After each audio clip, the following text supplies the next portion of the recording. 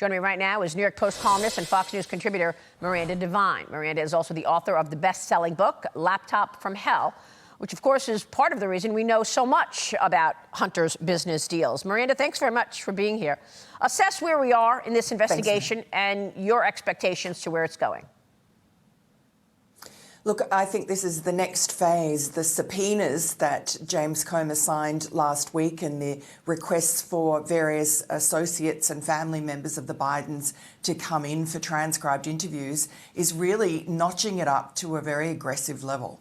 And this is why you see Hunter Biden's lawyer panicking, writing to the Speaker, Mike Johnson, and saying, call your dogs off. This is why you're seeing hit jobs on James Comer spreading out through the so-called prestige media.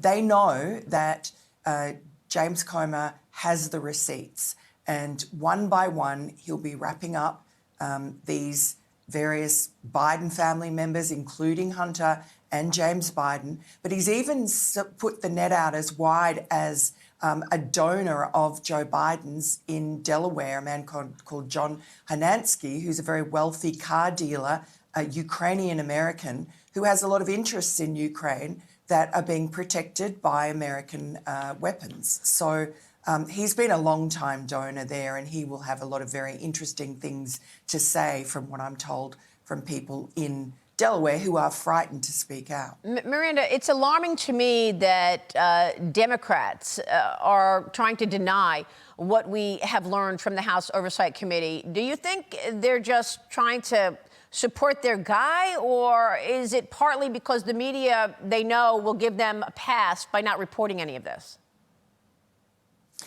Look, it's both of it, but also it's the fact that there are a lot of people who are compromised by the fact that they've covered up for the Biden family, for Joe and Hunter and Jim for so long. So many people in the DOJ, in the FBI, in the CIA.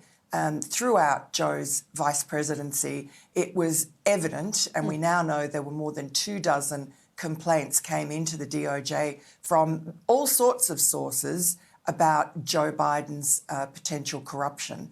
And they were all ignored and buried and suppressed. And, of course, we know that the DOJ allowed the most serious charges against Hunter Biden to expire, the statute of limitations to expire. And so this is just a pattern of a lot of people in a lot of places are in a lot of trouble. If we were to pin them down, they'd all go to jail. Very good point. Stay with us. More from New York Post columnist Miranda Devine after this.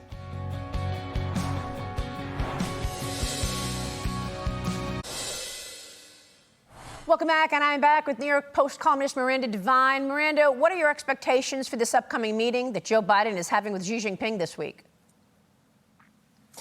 Well, I think we've heard that they're going to mention something about Iran, but really, President Xi has the measure of Joe Biden. He knows that he's a bought and paid for asset, according to all the evidence we've seen. He knows, President Xi knows better than we do. He knows that in 2013, when Vice President Biden flew his son Hunter to Beijing, what that meant, that was a message, look after my son financially, and he sure did. And from then on, throughout Joe's vice presidency, millions of dollars, upwards of $20 million, flew from basically the coffers of the CCP into the pockets of the Biden family. And so he's compromised. I don't know that Joe Biden is going to be pressing our greatest adversary on anything uncomfortable. It'll all be very pleasant, and the streets of San Francisco are now cleaned of homeless people for the first time, and nothing will be achieved. Yeah, well, Gavin Newsom wanted it to look different when everybody goes there.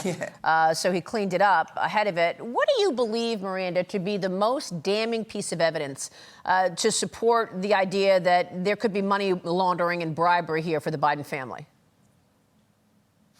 I think now that we're finding, or that James Comer is finding, actual transfers of money to Joe Biden, that's, I guess, textbook money laundering on the surface. Of course, Joe Biden and his lawyers always have some sort of plausible deniability excuse there, but I think that James Comer seems extremely confident that he has plenty more where that came from.